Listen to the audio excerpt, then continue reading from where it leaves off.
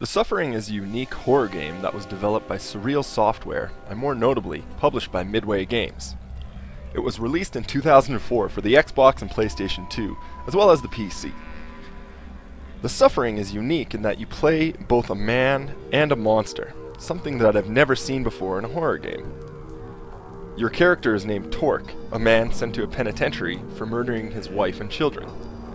Although he claims he cannot remember anything, Torque ends up locked in the jail, and this is where the horror really begins. The night Torque arrives, there is a powerful earthquake, which releases an army of monsters upon the facility. Torque's cell door breaks open, and he is freed from his captivity. Starting with little more than a shiv, you have to guide Torque as he traverses the prison in an attempt to escape the island alive. The monsters are very gruesome, and the game does a great job to make them appear to be threatening. In most cases, they will tear you limb from limb. The cool thing about the monsters is that they all portray different amounts of execution in the penitentiary, including decapitation, firing squads, hanging, flaying, electric chair, lethal injection, burning, gassing, and being buried alive. They seem to be the incarnation of many atrocities that took place in the penitentiary, and the style in which they are presented is some of the most horrifying monsters I've ever seen in my life. As you guide Torque to meet up with some of the NPCs around the levels, you discover that he has the ability to transform into a raging monster, not unlike those that he has been slaughtering. Like I said, you can't tell as a player if these are simply monsters or that they are people being transformed by an adrenaline-fueled madness. You have an insanity meter that builds up as you kill more and more monsters, and you can use this to unleash your transformation once the meter is full. Putting you in the shoes of the monster gives you a much-needed boost of confidence, but it also causes you to question your own motives and sanity, as Torque gets less and less human with every transformation.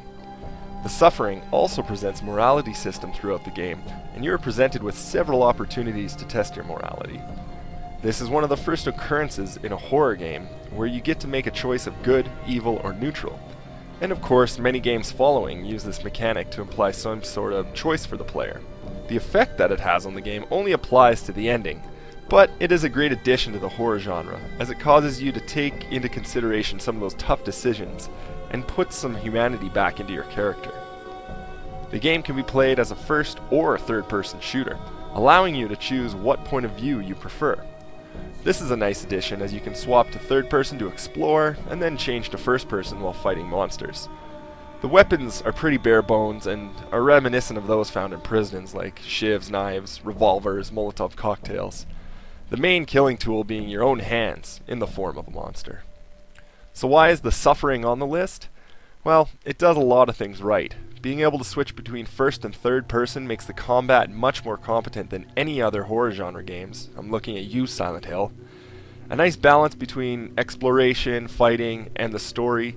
The Suffering gives a great perspective on the human psyche as you try and battle not only against the monsters of the prison, but your own inner demons as well.